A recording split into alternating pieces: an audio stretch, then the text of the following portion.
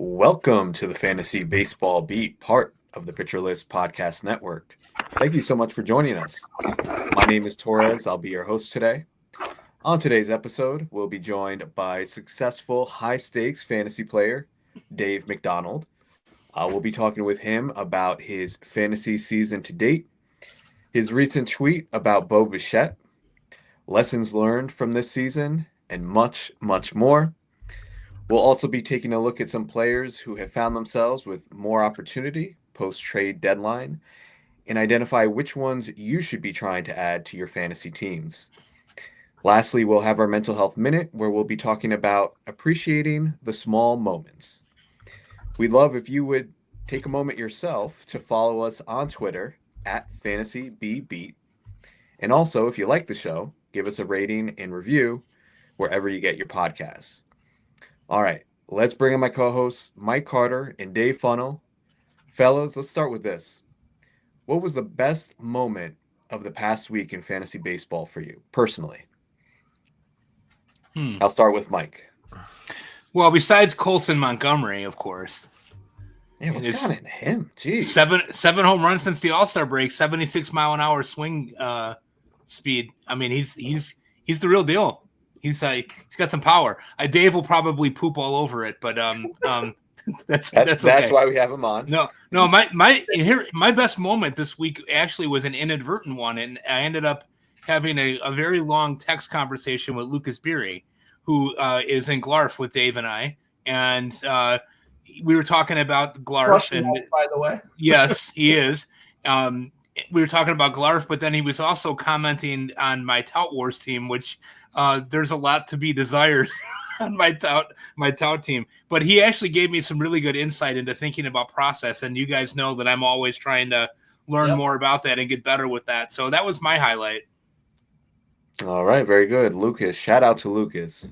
He is a great fantasy player and a great dude. All right, Dave, what about you? Dave Funnell. What was my highlight this week? The best thing that happened to me was turning off my computer and my TV. I had the week from hell with all of my leagues. I don't know what I did to anger the fantasy baseball gods, but I am so sorry for whatever it was. I had trade negotiations fail. I lost out on Fab. And I lost out on a big lead in one of my leagues to the point where I went from first to third. The third place team gained like 300 points on me. It's a points league. I was getting negative points. My guys weren't hitting. My pitchers weren't pitching. It was just the worst stretch I've had. So my highlight was when I just turned off my computer and just forgot about baseball. You know what? There are weeks like that. We're all going to go through them, some worse than others. But yeah, just weeks where it just seems like nothing is going your way. By the way, I know I busted your chops about this a few episodes ago because you've texted us about 15 different trade offers throughout the season involving Christopher Sanchez. Oh, and I told you a few weeks ago, just give it up, man. Keep him. I get offers though. I get offers, and it's okay. But my question is, do you still have him, or did you end up trading him away? I still have him, and I have to thank all three of you for some help on this. But yeah, I have decided I am going to keep Christopher Sanchez, and knock on wood, hopefully can help me win some money this year. Yeah, that's good. Trade away the Cy Young Award winner, Dave. Good thinking. I get offers. What can I say? Yeah. Well, all right. So no more. Let's agree to this. No more texts about Christopher Sanchez trades. All right. Just you got him. You're keeping him. That's it. All right. So let us bring in our guest. As I mentioned before, we've got Dave McDonald on with us. You could find him on Twitter at RunDMcD. Make sure you put the D at the end. But Dave has been extremely successful in the high-stakes arena, particularly on NFBC. He's a friend of the show. He's just a good dude. We hung out in Arizona. Really, he's just an integral part of this fantasy baseball community. Everybody kind of knows Dave McDonald. So, and he's also the only person I know who is more cautious about injury-prone players than our very own Dave, our Davey Downer. So it's going to be quite a pairing to have them together on the same show. So let's bring them in. Dave, how's it going, bud? Good. Always fun to hang out with you guys. You guys are three of my favorite people in the industry. I look forward to meeting Dave someday. I know Mike well, and Torres, is great to meet you in Arizona too. So happy to be here. All right, man. So let's start with checking in on your fantasy season so far. How many leagues are you in? How are you doing? And just your overall thoughts on the season to this point. Yeah. So it's been a lighter load than usual because I don't know if you guys ever played Fantrax before. I play high stakes leagues, as you mentioned, on NFBC, but also on Yahoo and Fantrax. And this year, Fantrax didn't renew their Ohio license, so I literally could not sign up. And I even looked into other, if I go to another state, can I sign up there? And no, if you sign up in another state where it's legal, they'll still block you in season from making changes on your team. So I was like, okay, I guess it's just not an option this year. So I just have NFBC and Yahoo. I have 2 Yahoo leagues and 4 NFBC teams. So I only have 6 teams. Wow. I've never been a volume guy. I'm not, some of these guys that do, 7, 8 main events, and they're like, oh, I won a main event. And it's like, okay, but how many did you enter? Which is, listen, it's still impressive. These are the best players, especially if you win a live main event if you're drafting live in Vegas or in New York. These are the best people in the world show up to these. Now, granted, not every league is the same. Some have, everyone thinks they're in the league of death. In the league of death, you got, everybody assumes that their league's the hardest, but they're all really hard because the people that show up to draft live are the hardcore people. You can find some softer main events if you're drafting online, and you can check the lists of, who's in my league beforehand. You can see if there's people who have not had as much success. You can sign in to get into one of those leagues. But for me, I love the live draft experience. Even though I know it's going to be tougher, and I know I'm going against, John Posma and Dustin McComas and Eric Albright in my main event in Vegas.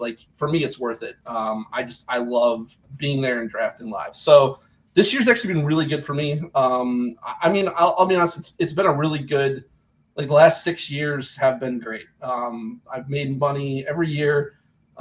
This year's probably going to be my best because I'm in first place in all 3 of my big leagues. So there's a super, I'm in 2 main events, one that I share with my friend Tony, and then one that I do on my own. And so they're all solidly in first, other than the one with me and Tony. We've been going back and forth with Dustin McComas all year. And if you guys know Dustin, he is a phenomenal player. So, and John Posma, he's been right behind us for most of the year. That's a guy who's one of the best in the world. You can never count him out. So, the Yahoo leagues are actually my worst. I'm in second in one and then 6th in the other. And they've been a struggle. So actually today's the deadline. I don't know if it is for you, Dave, but you're talking about your leagues. I don't know if that was on Yahoo. Yeah. But today's the trade deadline. So after this, I'm going to try to get on there and see if I can make something happen. Yeah, same here. Yeah. Well, awesome stuff, man. That's a hell of a year so far. So yeah, keep it going, man. That is really, really impressive. Thank you. Real quick on Yahoo, because I really only play NFBC right now. And I've thought about, checking out what Yahoo has to offer in terms of high stakes specifically. So you could just share what do you like about Yahoo? Maybe what are some of the differences with it, and why do you choose that platform? Yeah, it's a real love-hate relationship because it's a grind because it's daily fab. So you're you're doing fab every single day. And you're setting your lineup every single day. It's not, weekly. Fantrax is weekly. You set your lineup once a week, and it's got waivers. You can just jump on whatever and just pick guys up. Yahoo, it's fab, but there is $0 bids, so you don't have to you can go be out of money and still pick guys up. So, and there are IL slots. There's 4 IL slots. It's super shallow though. There's only 1 catcher as opposed to NFBC that has 2. There's no corner infield. There's no middle infield. There are 2 utility slots, but there's only 3 outfielders instead of 5. And the benches are super short. They're only 5-man benches. And then there's just like 8 pitching slots that you have too. So I like it because I figured out like kind of like a formula of what the best way to approach it is. And then like I won a lot on Yahoo for years. So really it was kind of free money for me. I don't, it's definitely not my preferred gameplay. Like I really love the deep like leagues of NFBC. I love like the fact that you're trying to find guys to play, some of which we'll talk about on this episode. The guys like Joey Wentz, it's tough to even like think about rostering him on Yahoo because like the replacement value is so high there because it's so shallow. I don't like that as much. I like having to dig deeper. So it's good because like you can play. There's got $500 leagues, $1,000 leagues, $250 leagues, and you can go low too. You can they have free leagues, of course. $10, $25, $50 leagues, stuff like that. So there's a lot of offerings. There's not a lot at the $500,000 level. That's all I'll play because for me, for that amount of time that I'm putting in, those are the only ones that are worth my time. Because it's like if you're playing a $100 league where you have to do this every night to win like $500 profit at the end of the year, for 6 months of work, it's like I don't know, it's not worth it. Right. That makes sense. All right, man. So let's get into a tweet that I saw that you put out within the past couple of days here that was interesting. I thought had some really good points and a player that I think is definitely worthy of discussion coming off of the week he had in Coors Field, and that's Bo Bichette. So you put out a tweet providing some, and you said at the beginning, this is constructive criticism. And I'm just going to read part of it here. It's not how some people took it, though. Well, of course, that's going to happen on social media. Anytime you're talking online with texting, especially on Twitter, there's always going to be people who choose to take it in a way that I think a lot of them know that that's not intended the way that they're taking it, but they're still they like to take it that way. They like to troll, and that's Well, yeah, I think I was gonna say I think part of it is there are some trolls out there, like particularly with you, man. Like I have to say, I would troll Mac. The trolls will come out. And the guy who called me out, John Fish, he's one of my good friends, so he's that guy. He's a bastard, but that's who he is. Right. So they're just I think it's a lot of busting chops, but but yeah, of course you're gonna have people that just for whatever reason get all worked up. But you said I'm gonna quote part of it here. If you were out on Bo Bichette this year, not just that you didn't draft him, but that you actively faded him, I think you need to reevaluate your process. A player having one really bad year out of nowhere shouldn't make you want to fade a player. It should get you excited to buy low. That's how great fantasy players think.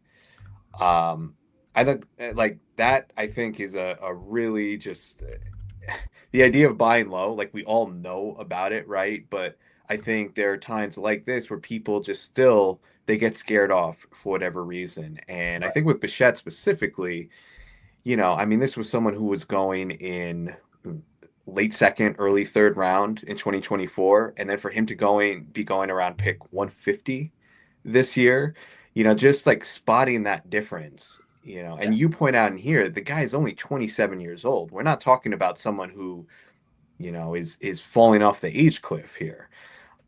So yeah, I think really wise words there about Bichette. Anything else that regarding that you wanted to expand on? Yeah, and some people said, well, I was concerned about the injury history, and so.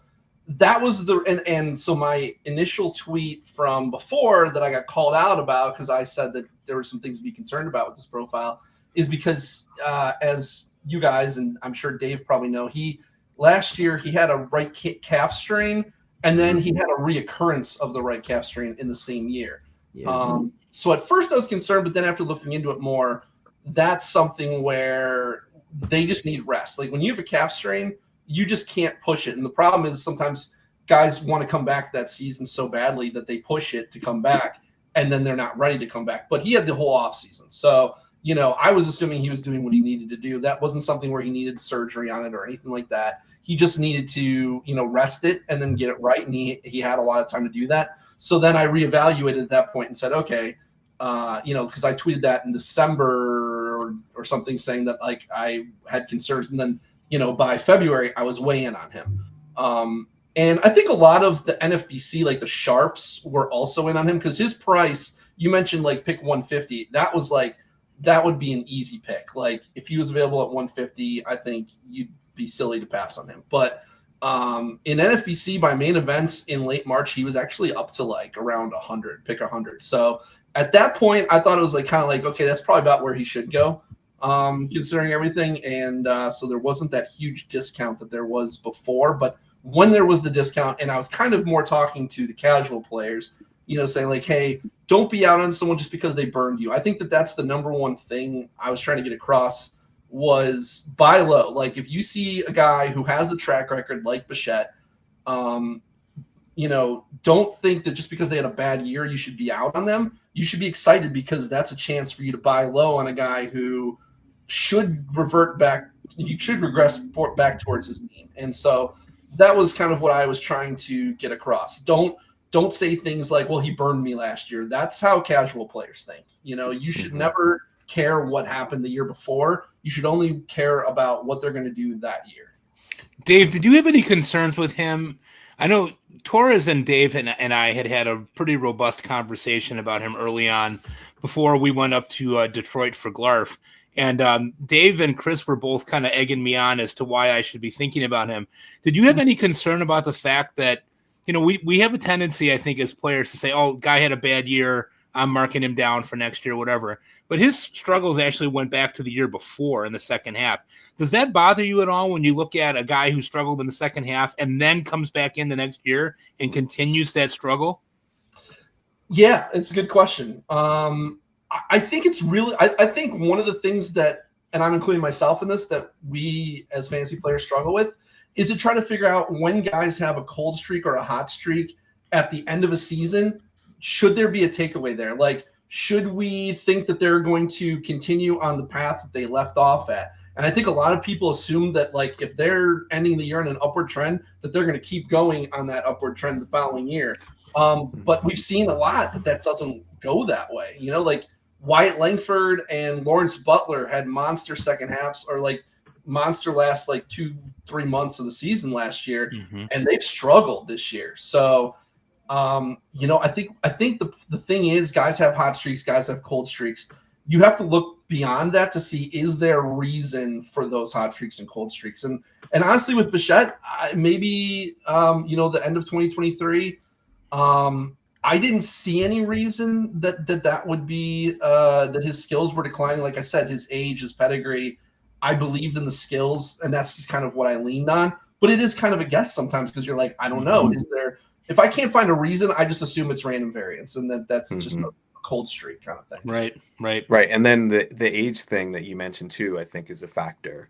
Yeah. You know, like I think if someone is in his prime like that, I think it's easier to chalk up to random variance rather than some sort of major skills decline, especially with someone, and you also mentioned this in the tweet, like someone with pedigree like Bichette. This isn't some pop-up guy who, you know, had a really good year out of nowhere that we didn't expect. Like, this was a top prospect. We expected him to be on this upward trajectory, and you know, there was just some bumps along the road. But I mean, if you took the chance on him this year, and I looked up, and I'm sorry I misspoke with the ADP. Yeah, he was around in DCs, which is what I mainly play. He was around pick 125. So okay. So yeah, somewhere in the middle there. In like more casual, or like in Yahoo, ESPN, he was going later than that even, I think. So yeah. I was almost more speaking to that crowd, because I think 120, you know, 100 to 120 is probably where he should have been going. It's maybe that's like a round too late, but the sharps were mostly on him still. You know, like he wasn't, you didn't get a massive discount on him or anything. I was just more speaking that you shouldn't have been like, I'm completely out, I'm completely fading him because of last year. That's all. Right. Yep. No, that makes sense. And it's definitely paid off if you took the chance. He is the 44th overall player on the Razzball Player Rater as of today, batting .301 with 16 home runs, 78 RBI. The only thing with Bichette that we weren't really sure about, and that's kind of come to fruition, is with the stolen bases. There has been a pretty significant decline there. Only has the 4 this season. That's kind of, honestly, that's why I didn't really land on him this year, because and I don't know whether this is right or wrong, but I kind of got stuck in this mentality that I need more certain stolen bases out of my shortstop / middle infield spot. So that's why often when I was faced with the opportunity, I just was like, nah, I'm going to go in a different direction. It wasn't an active fade, but it just, there was enough there that I didn't land on him. So. And when you're constructing your roster, if you've decided, like, if you're comfortable where you're like, okay, I don't want to get speed in other places. I want speed for my shortstop. For whatever reason you decided, that it just works that way. Then yeah, you need to. Then that makes sense, and you stick with that. And then if he fell, you can make an exception. But other than that, stick to your plan if that's how you're constructing your roster. Right. Are you going to be in on him next year, you think?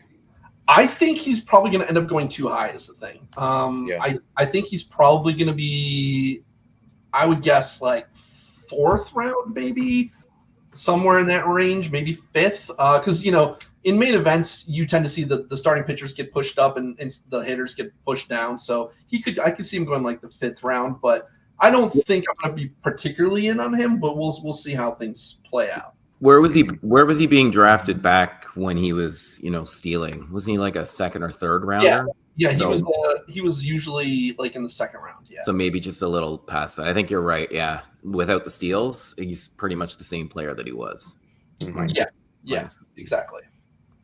So Dave, similar to Bichette this year, are there any players that you're currently looking at who you're giving a mulligan to this season that you could see yourself being interested in next year? So there's 5 guys who I kind of have all sort of grouped together in this kind of category, and several of which I invested in this year. And I think they're kind of struggling for various reasons, and but they're all kind of similarly struggling, and that's Lawrence Butler, Michael Harris, Brenton Doyle, Brian Reynolds, and Wyatt Langford. And I think you can kind of look at different things for each one, but like Butler, I noticed his he reverted this year to his first half of 2024 strikeout percentage. Like in the second half last year, he had gotten it down under 20%. And, he had really looked like he took a big step forward. He's a power speed guy hitting in a minor league park. And I was buying in this year. And sure enough, you can't rely on those second half changes sticking. He went back to being the guy he was before that. And, his strikeout rate is high again. Michael Harris. Also with Butler, he's a left-handed hitter. So anytime a lefty struggles, there's always the possibility that you're going to end up getting platooned, which he now is. Michael Harris, hard hit rate, barrel rates are down. He's swinging outside the zone more. He's walking less. Line drive rates down. His BABIP is down about 45 points from his career average, and his XBA says he's getting really unlucky. So I do think if people fade Michael Harris too hard last year, he could become a nice buy. Brenton Doyle's odd because under the hood, he's actually better than he was last year in a lot. You've noticed that too, Mike? Yes. Yeah. I keep waiting for it. I know. I'm like, right. I have Doyle in several spots, and I'm like, I'm looking at the XBA, like all the underlying stats, like you said, are better. And I'm like, this guy is going to have a monster second half. It's just not happening. And he could have a monster month here or something. But again, we'll have to see how the market reacts to that. I think sharps are going to know better, but he's a guy who always kind of struggled with, he broke out last year, but before that, he had a really high strikeout rate and high contact rate or low contact rate. And those profiles always kind of scare me. I'm not going to fade them, but I don't want to take them too high. Those are the kind of guys who I don't want to rely on them retaining those skills that they hadn't shown previously.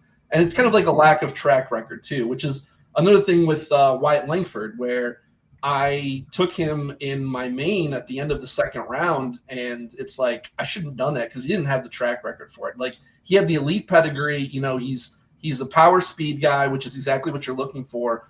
But I don't know what the fuck is going on in Texas. Did you guys know that Texas is the lowest, according to park factors? It is the lowest park factor of all parks, including Seattle. Yes. Huh. And it played like a pitcher's park last year. And I said, is probably just an anomaly. But then you see these guys struggling. You see Adola struggling. You see Wyatt Langford struggling. Jake Berger struggling. And you're like, there is something going on here. I don't know if it's like a humidor or the batter's eye is messed up, or I don't know if they made changes that I don't know what's going on, but there's something going on in Texas's park. And as of now, unless they make some kind of a change, I think I'm kind of going to be lower on all Texas guys next year. I think the biggest sign is that Patrick Corbin has a 3.91. Yeah. That's a great point. I mean, look at their rotation. Corbin, Eovaldi, DeGrom, and granted, DeGrom's great and Eovaldi's really good, but they're all pitching at an elevated rate from where their skills say they should be. And it's just really kind of curious, and there's something going on in that park. Real quick on Eovaldi, I saw something on Twitter earlier that he is like the lowest ERA through like 19 starts or whatever. Like it's like historic what he's doing with his ERA.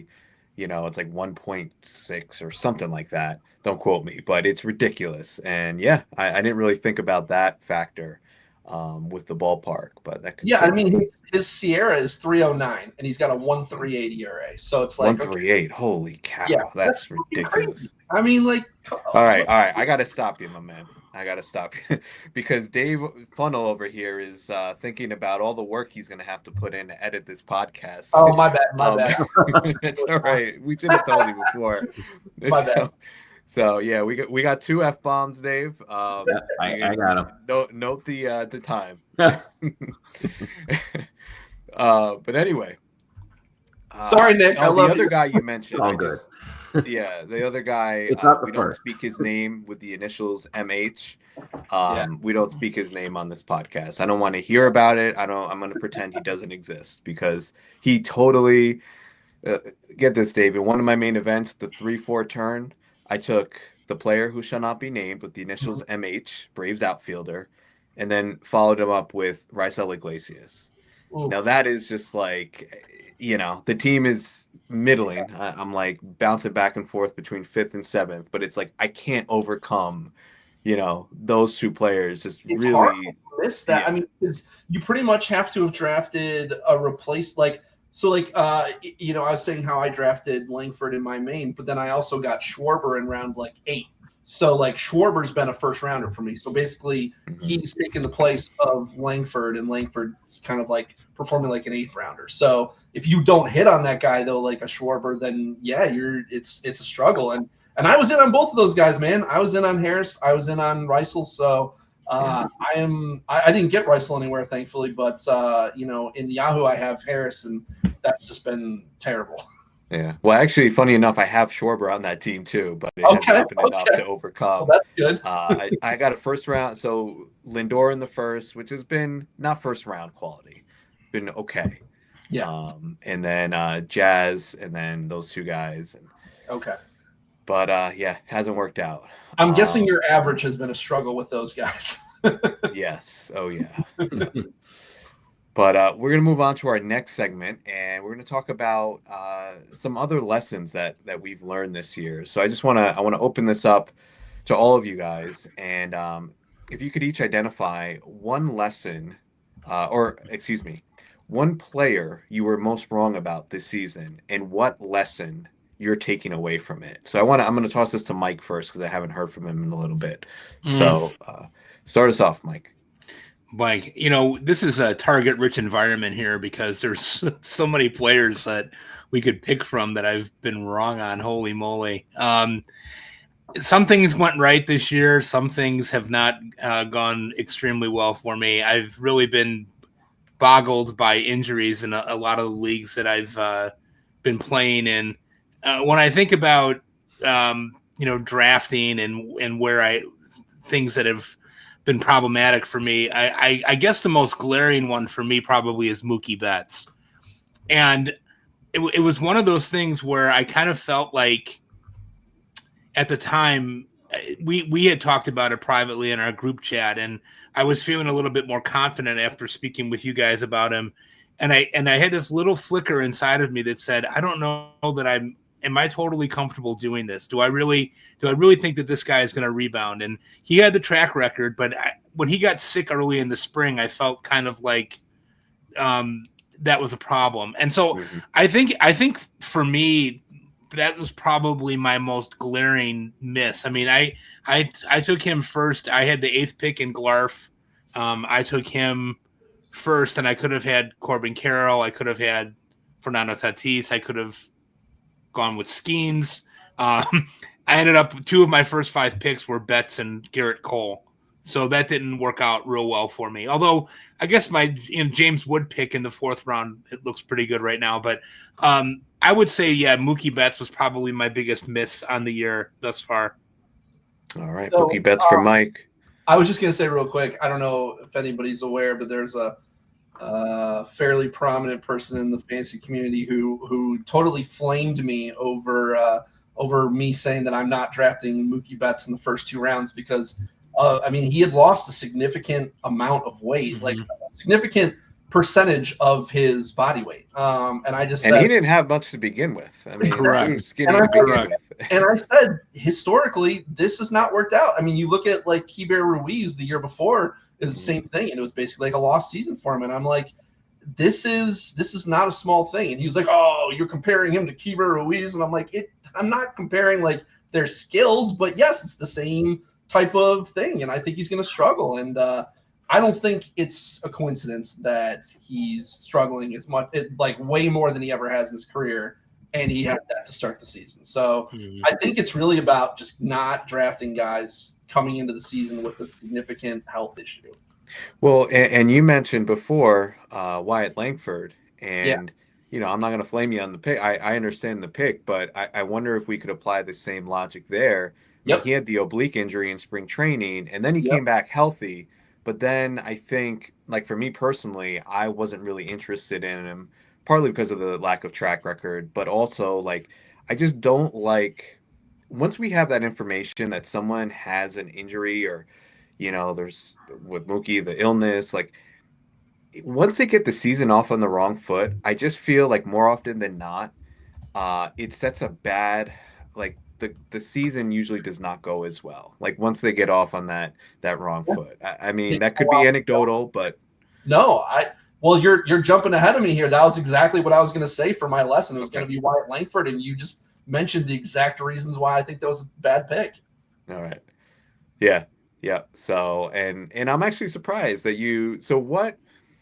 Well, it's an what made you go in with Langford? Because I know how cautious you are with injuries. So what was it about Langford that you were like, it's all right. I'm comfortable taking him. Yeah, it's just like, oblique is not something that I'm as concerned about. Like I thought, like because he was back, right? It wasn't like he started the year on the IL. I didn't think that he was going to, but I mean, obviously the lack of playing in spring and whatever probably affected him. And yeah, I just didn't think it was going to be as big of an issue as. Yeah. So next year, if you have a player in a similar, like if they have like maybe a minor injury in spring, do you think you're going to be a little more gun shy to take the chance on them moving forward? Did we lose him? I think so. Yeah, I think he froze. Okay. All right. Can you jot down the time, Dave? Yeah. Just so we could cut this out. All right. How do you want to do this? I'll pass it to you, Dave, and then hopefully we'll get him back. Okay. All right. So for Dave McDonald, player he feels that he was wrong about this season was Wyatt Langford. What about you, Dave? Dave Funnel.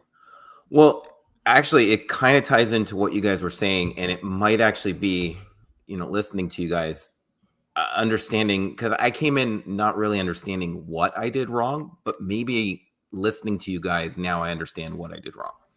So I was completely out on Shohei Ohtani. I had so many fears with him. It was a second major elbow injury. We weren't sure if it was Tommy John or internal brace. He had shoulder surgery in the offseason. There was also word from Roberts, manager Dave Roberts. They said he would run less when he was pitching. So all those things coming in, I had all these worries because, the human body can only do so much. And, he can only do so much as well, and he's human. But I don't know about that. Yeah, I don't know either. He might not be. But he's been outstanding this year, and maybe it's the difference between, getting injured in spring training and you're having to rehab that and also get your timing and mechanics going and, identifying pitches or identifying where you're throwing, whatever it may be, as opposed to rehabbing in the off season, coming in on schedule, and then, working solely on your mechanics and adjusting to life as, a rehabbed injured player. So maybe that was the lesson that I learned. It's that you can still come in after a major surgery or after major operations and still succeed the way that, doctors say you should, and, the team says you should, and maybe worry less about, the ramifications of those injuries. I don't know if this is a lesson or not, but it's like, I don't understand how Ohtani is still doing this, but I was out on him and I didn't have him in my top 4, and he's burned me all year. Yeah, I know we had a lot of talk in the offseason about that, and I know you were very reluctant, but hopefully you've learned your lesson moving forward. And you just got to chill, man. You just got to chill with the injury stuff. Like it's helpful. I think there are times where, like we need to be really cautious, but it can go obviously too far overboard in certain times. And with someone like Ohtani. Yeah, Chris, you said it really nicely a couple of weeks ago on one of the shows where you said there's just no rules for him. Yeah. Nothing really applies here. He's just an absolute freak of nature, and I mean that as a compliment. I don't mean that in a negative way. The guy's got 39 home runs and 16 stolen bases. Right. And then what he does yesterday, hits a bomb, strikes out 8 guys. I mean, it's going to be scary once he stretched out as a starter. I mean, what we're watching, it just can't be overstated how special it is. I still want him to close. I want him to close in the playoffs. I still want that. Like if he closes out, not that I want to see the Dodgers win the World Series, but how cool would it be? Like if he's the one who comes out of the bullpen 9th inning to close out a World Series for them, that would just be like just an all-time moment. But anyway, we are going to take a quick break. We lost Dave McDonald, but hopefully on the other side, we will have him back. We'll be right back talking about some players that you should be targeting that are getting increased playing time. All right. Do you guys want to wait, or what do you want to do? What did he say? He said, my internet went out. I'll be back as soon as I can. That was 2 minutes ago. Okay. So let's wait like a couple minutes and then we'll get going if he's not back. Sounds like a plan. Literally, after you guys asked me, I got a trade offer on Christopher Sanchez. Come on now. Don't do it. Okay. Would you trade Sanchez for Yamamoto and Bichette?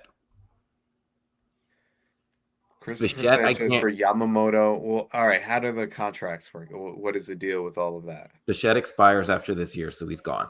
Yamamoto's $27 for the next 2 years after this. Sanchez is $1 for 1 more year after this.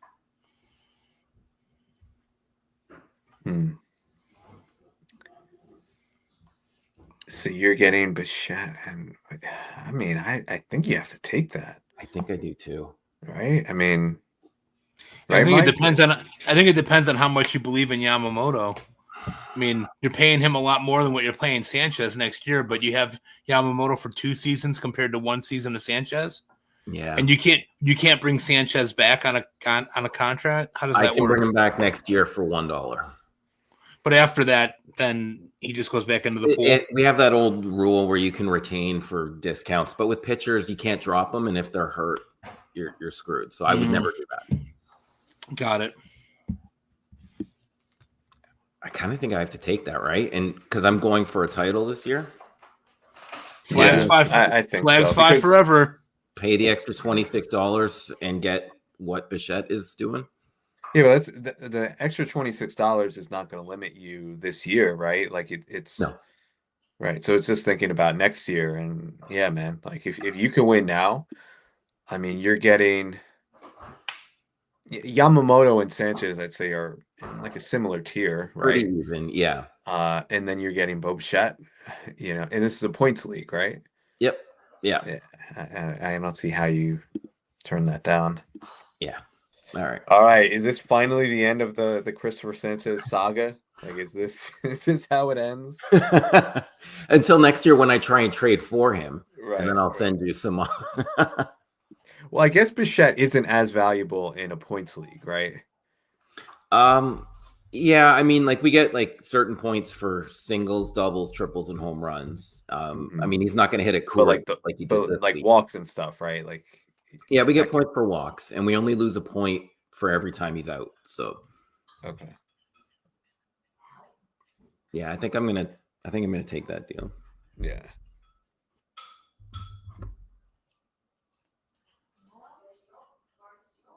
Not for long.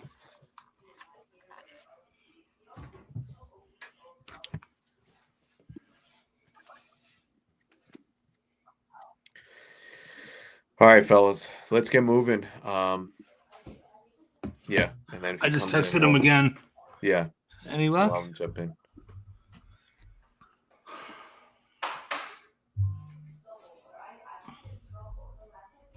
Just tell him we'll be live. Like, he doesn't have to say anything. Like, I'll just bring him in once he comes in. Yeah. Okay.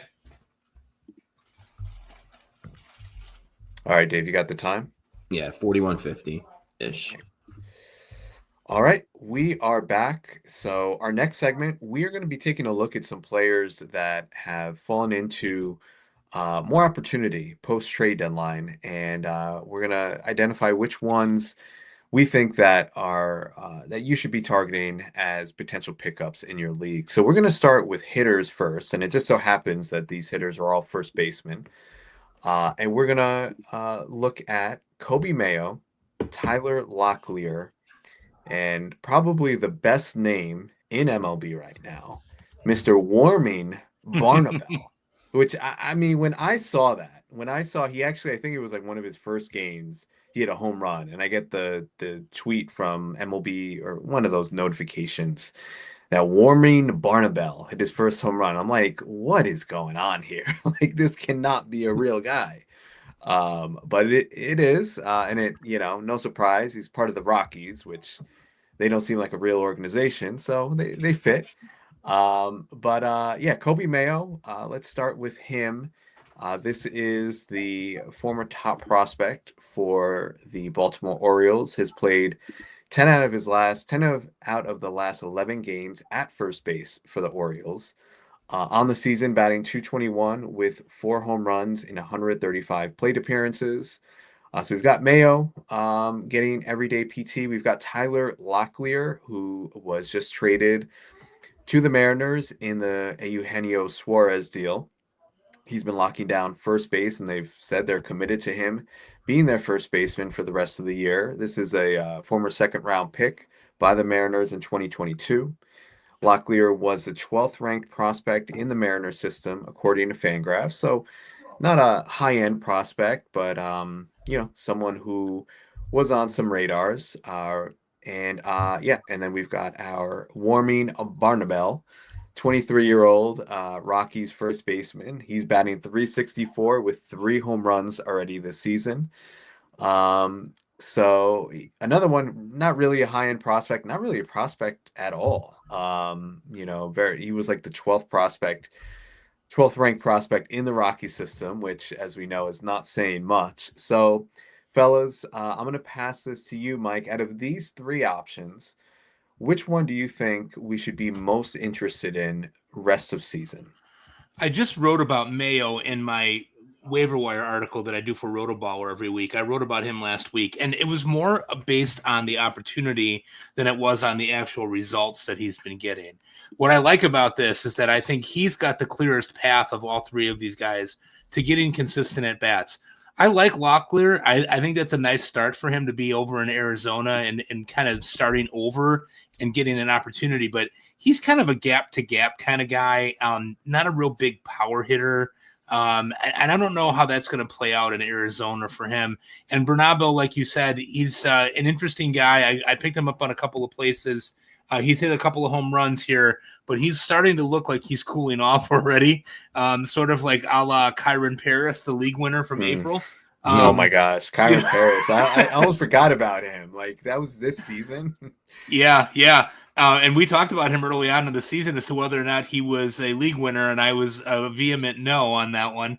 But anyway, long story short, of those three, I think Mayo has got the clearest opportunity. I think Baltimore has no reason to not let him continue to play and work on developing. And he did hit a home run last night and knock in 3 runs. So he's got that going for him, my little recency bias there for me. And I do want to note, too, I thought it was significant over his last 30 days. And not a huge sample, obviously, but he's got his swinging strike rate down to 8% over the last 30 days, which is significant because he's had strikeout problems in the majors. Yeah, so I think that's something to watch. If that contact rate, continues moving in the right direction, we could see a breakout from someone who was a very highly regarded prospect. And don't underestimate, too, like the fact that now he can play every day and just relax. I think this has been, we've talked about the Orioles and how they've had all of these guys that are very similar, whether it's Kierstad or Mayo or Stowers when he was with them. And you're seeing what Stowers is doing with everyday PT. Right. Just letting a guy just relax, know that they're going to be in the lineup every day and let them see what they can do. I wouldn't be surprised if we see Mayo just tap into some of that potential here in the second half. Dave Funnell, and I don't think we have Dave McDonald back with us yet. But Dave, tell us, out of those three, are you also in the Coby Mayo camp, or do you have different thoughts on the options here? No, I'm definitely in on Coby Mayo. And like Mike said, it's for the opportunity because the Orioles are rebuilding. So really, they're just going to try and see what they have. I mean, even in the minors, he had a good minor league season last year. He had 25 home runs, 4 stolen bases, 293 average. The only concern I have about him really is the high K rate, but that's something that hopefully he can learn this season, maybe in the next 6 weeks, 7 weeks. But especially for volume's sake, I think he's going to play almost every day, so I take him. All right, Coby Mayo it is. Let's move on to some pitchers. We're going to take a look at 3 pitchers that have found themselves in the rotation post-deadline, and we're going to talk about Joey Wentz, Atlanta Braves left-hander, originally with the Tigers, and is now seeing an opportunity in the rotation, has pitched well during a short time in the rotation. We've got Anthony DeSclafani, Tony Disco. Tony Disco. That's a real blast from the past. I didn't even know he was still in the league. When I saw him earlier this year, I'm like, you got to be kidding me. I remember streaming him like several years ago when he was on the Giants. Like anytime he would be pitching at home, I would be picking up Tony Disco for that start. So nice to see him back. He's with the Diamondbacks. Pitched well yesterday, actually. They're stretching him out. He was only doing like 2 innings at a time. Yesterday, he pitched 4 1/3 innings of scoreless baseball. So I was intrigued by that. And then another player I was intrigued by was Minnesota Twins right-hander Travis Adams. And I had no idea who this was, but he's seen an opportunity as a result of the Chris Paddock trade. This is a 25-year-old right-hander. Some decent numbers in the minors. Had a 3.6 ERA in AAA this year in the 63 innings. And the other day, on Monday, pitched really well. 7 strikeouts in 5 innings. Gave up 2 runs, but was on the road at Detroit. So that was a really, really encouraging start there, especially for his major league debut. So out of those 3, Wentz, Tony Disco, and Travis Adams. May I preface this by saying that I already know who Dave's going to pick? You do? Dave Funnell? Yeah. Okay. Who am I going to pick? I'm gonna stay quiet, and then we'll tell you truthfully if I got it right or not. Go ahead, Okay. Dave. You start, Dave. All right. It's Joey Wentz. Of course, I hammered it. We talked about it earlier. Did we talk about it earlier? Yeah, like 3 weeks ago, you brought it up. You're like, oh, you could have an opportunity. Yeah, that's right. Yeah, no, I liked him, and I've liked him for a while. And I remember 1 or 2 years ago, he had a really good season, and he was kind of sneaky. And he's been back in the rotation now, and it feels just like another example of Atlanta figuring things out, getting the best out of their pitchers. They know how to develop pitching. They know what to do with pitching. And for him, it's just been, I think it's more use of his cutter. The curve looks better and the fastball looks better. So they know what to do. And Joey Wentz, since starting with Atlanta, 3.09 ERA, 24 K and 23 in the third inning. He's going to get opportunities because they signed him and other players because I think they just don't want to bring up anyone else and use any other bodies that they don't have to. So he's going to pitch every fifth game. I'm all over Joey Wentz, and I'd be adding him in 15s if he's still out there. I totally forgot that you texted us about Joey Wentz, and now I remember you texted them. I'm like, Joey Wentz, like what are we talking, like 30-team leagues, like Joey Wentz? Right. But he's viable, and I think our friend here, Dave McDonald, can you hear us? Yes, I can hear you now. All right. Happy that you're back with us, and perfect timing because I know you're also a Joey Wentz guy. I am, yeah. It's strange to say, but looking into what he's done, like he stopped throwing. He had a bad changeup that he stopped throwing. He developed his cutter, and it really seems like lefties with a good cutter are kind of like a cheat code.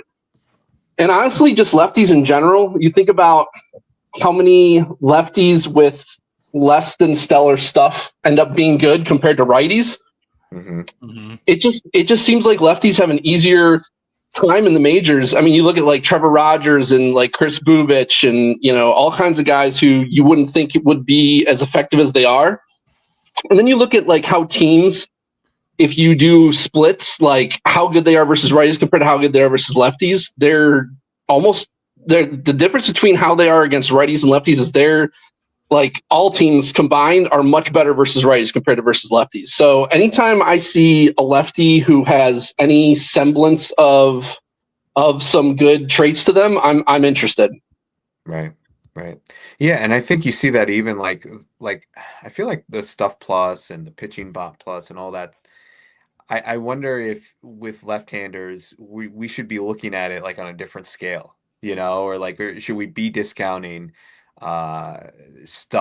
pure stuff when it comes to left-handers? Because like you said, it seems like that doesn't matter as much. Like you see more of these crafty guys that they're effective. Jose Quintana, a guy that's still around, and just not eye-popping stuff by any means. But all right, so it's a unanimous Joey Wentz. We had a unanimous Kobe Mayo for the first segment. I would just say I would rather go Adams on this one. I think. Oh, okay. I totally left you out. I'm sorry, Mike. No, okay, just because of I think he's got a real good chance at that fifth starter role there in Minnesota, and that's what he really profiled as in the minor leagues. He's got good command of his stuff. He did pitch well the other night. I was impressed by what I saw.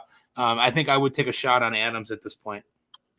So you guys said you unanimously went Mayo. Talk to me about why Mayo over Locklear and Bernabel, because I'm interested in this. All right. Well, Mike, you have to go, right, Mike? Sorry, guys. Oh no, that's okay. I thought Mayo. I think Mayo's got the clearest opportunity there, and I think he's the better hitter of the three. Bernabel looks like he's already starting to cool off to me. Even though he's got an opportunity there too. And Locklear, I just don't know that he's got the power potential that Mayo does. And that was what intrigued me about Mayo. I think they're finally going to just leave him alone and let him play, which is what I think he needs more than anything. Dave, give me 30 seconds on whether you like any of the other guys, Locklear or Bernabel. Well, I mean, so I have both Mayo and Locklear in main events, so and my super. So I'm into both. I picked up Mayo way early because I saw that they're going to trade O'Hearn, and I really like the opportunity. I like the power, but it's and I think he's taken some steps forward. He actually went 20 straight plate appearances without a strikeout, which I'm really encouraged by. I do think the Bernabel is the least likely to bust of them. Like I think he's got the best contact profile. He's in Coors. Like I don't see him being a guy that you're going to want to drop. Whereas I could see Mayo and maybe Locklear. I do like Locklear's profile too, but he is striking out a lot right now. So I would take Bernabel as the number one out of those three. But I'm encouraged that you guys are into Mayo. I like Mayo. I just had him behind Bernabel. All right. And I should have pronounced that correctly. Bernabel, not Barnabel. All right. Get better next time. All right. So Mike, quickly. I had a list of relievers here. I know you got to jump off. But out of these three relievers that have found themselves in the closing role, we've got Dennis Santana, Jose Ferrer, and Jojo Romero. Which one of these are you most confident in rest of season? Can I say no to all three? No, that's not an option. No, I'm kidding. I think that Santana probably has the cleanest opportunity, even though he's probably the least of the three pitchers, I would say. He's got the clearest opportunity in Pittsburgh right now. I think Romero is going to be part of a committee. I think Leahy and O'Reilly are also going to get opportunities there, even though Romero is outstanding. I like him the best of those three pitchers here. But as far as save opportunities, probably Santana remains the best bet of those. Pittsburgh seems loath to want to use Mattson or Ashcraft in that role. I thought they really were going to trade Santana at the trade deadline, and they did not. So they held on to him. I would look for him to continue to get the clearest opportunity of those three guys. All right, Dave McDonald, any thoughts on those three? Yeah, I agree with Mike that I think Santana has the clearest role. Although I think Washington manager recently came out and said Ferrer was his closer. I think they're all.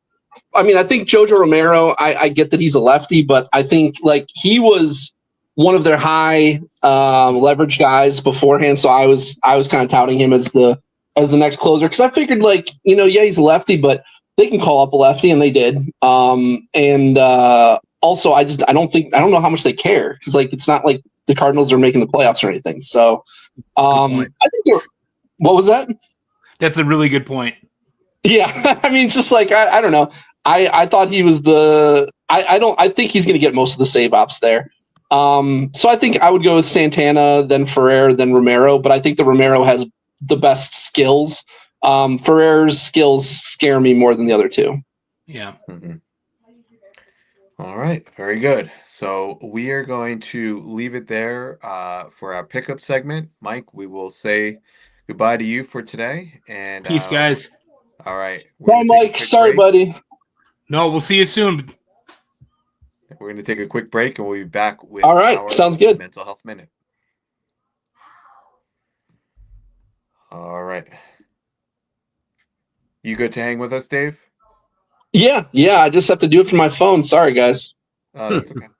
It's all good. All right, Dave, I'm going to pass it to you to kind of, do you want to lead the discussion about, what you shared? Yeah. I'll say what it inspired me for it. Yeah. Okay. All right. We are back with our Mental Health Minute, where we move away from baseball stuff and we talk about something mental health or wellness related. And this week, Dave had shared with us something that he came across that he wanted to talk about today. So I'm going to pass it over to him. Yeah. So this week, just scrolling through, something came up, and it was Ed Helms, who was on The Office, and he talked about on his podcast about how he thought that he had one of the deepest quotes, maybe of the show or of something, but it was something that when I heard it, I had forgotten about it when I first watched the show, but it really hit me because, I'll explain why in a second, but he said that on the show, he had the quote that said, "I wish there was a way to know you're in the good old days before you've left them." And I thought, wow, that's pretty deep to know, to truly appreciate the time that you have, whether it be big or small. And on that exact same day, I ended up at the beach with my kids, and I know I'm at the age right now where, they're starting to get older, and they may not want to be around me too much longer or want to talk to me or whatever it is. But we went to the beach just with an impromptu trip, and first thing, the waves were huge. They run into the water, and then I just hear them say, Dad, come on in, come play. And I'm thinking to myself, look, I'm not even wearing a bathing suit. I can't do this. So I just sat out for a bit, but they kept doing it, and they've started acting like little kids, like when they were younger. And then, I said, you know what, screw it. So I ended up somehow getting changed, and I just had on my shorts, and I went in, and we had the time of our life, and we stayed there for a long time. I mean, one of my sons found a stick, and we ended up playing baseball on the beach. It was fantastic. And it made me really think with this quote, like, you got to just enjoy the moment that you're in, whether it's big or small. Just enjoy the moments, and chances are you're in the good old days, whatever you're doing. So I don't know. It just really made me appreciate life and where I am and the good old days. So awesome. I love that, man. It's a great story. Often those impromptu trips kind of create the best memories, right? Those things that aren't planned, and that's something that I'm sure you're going to remember, and they're likely going to remember for a long time. So that's really cool.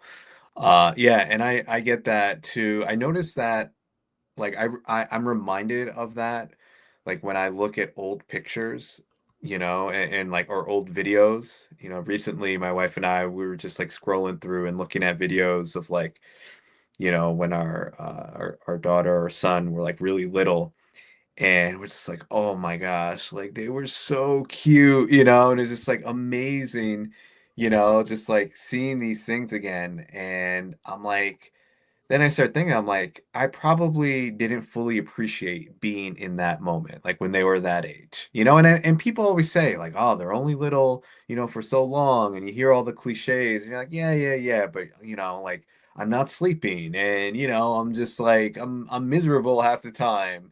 But then, I'm looking back on it 5, 6 years later, I'm like, man, I wish I could go back to that, and so, and I'm sure now, like, yeah, the day to day, there's all kinds of BS. It gets tough and, it's stressful.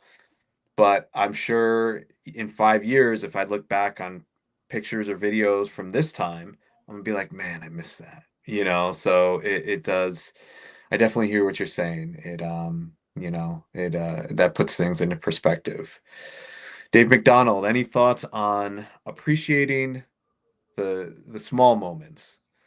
Oh man, well, so first of all, I'm a huge Office fan. I actually do like Office trivia nights with some of my friends. So like, I knew exactly what Dave was going to say when he was saying. I was like, oh yeah, I know that quote. And it is a really good quote. And I remember kind of having like a tear in my eye when I heard him say that the first time I watched that episode. And yeah, I mean, especially you guys, with your kids, obviously that's a always, treasure every moment with your children. And I can definitely see how that would be extremely enriching. I don't have anything, unfortunately, to that depth, but I think appreciating all of the moments with your loved ones, like I think about my parents getting older, and Dave, I know your dad passed away not too long ago. And I think we just always need to remember, as cliche as it sounds, to treat kind of every moment like it could be our last with them, and to appreciate all the time that we spend, and never be too busy or too unfocused or too worried about other things. And we're all in this industry playing fantasy baseball, and it's important to us, but we have to remember that there are other important things in life to also do. Like, for instance, I never let having to get my fab done or whatever stop me from living my life. And if I'm going on a trip or something with friends or family, I'm still going to do it. I'll find a way to get stuff done that I need to get done. And if I don't do it the absolute best that I can do it, that's okay, because fantasy baseball isn't always the most important thing. Mm-hmm. Yep, absolutely. Keeping those priorities in check. So good stuff. Well, thanks for bringing that bringing that topic today, Dave. We appreciate it. And we appreciate you, Dave McDonald, for joining us. Always fun talking to you. Continued success for you. I hope you continue to hold on to first place, take down those leagues this year, and we'll definitely look forward to having you on again in the future. And yeah, follow Dave on Twitter at RunDMCD. Don't leave Add out that D. Yeah, thank you so much, guys, for having me. Always a blast talking with you guys. You guys are, like I said, some of my favorite people, also very smart people, and people who when I'm on Twitter, I'm following you guys, I'm following what you're saying, and trying to keep up on everything. You guys do a great job. So I did get an alert from my cable company saying that we're experiencing an outage in our area until midnight. So I'm like, oh, that's great. Great timing. Fantastic timing. Great Yeah. timing. The funny thing is, I haven't done a pod in months, and tonight I'm doing 2 and might have a power outage. It's like, that's so typical. Oh my gosh. Which other pod are you going on? With our Glarf mate Eric Halterman on RotoWire, but Eric is a full-time fantasy guy, so he can afford to do and he doesn't have kids, I don't think, so he can afford to do a pod late. I think he'll be okay with that. But yeah, sorry for the technical difficulties, not my fault. But still had a great time with you guys. A lot of good insight. So thanks for having me. Look forward to coming back. All right, sounds good. We'll leave it there for today. Thank you for listening. We are going to be back next week with Laura Albanese of Newsday talking New York Mets. So looking forward to that. But for Mike Carter, for Dave Funnell, I am Chris Torres. Thank you for listening to the Fantasy Baseball Beat.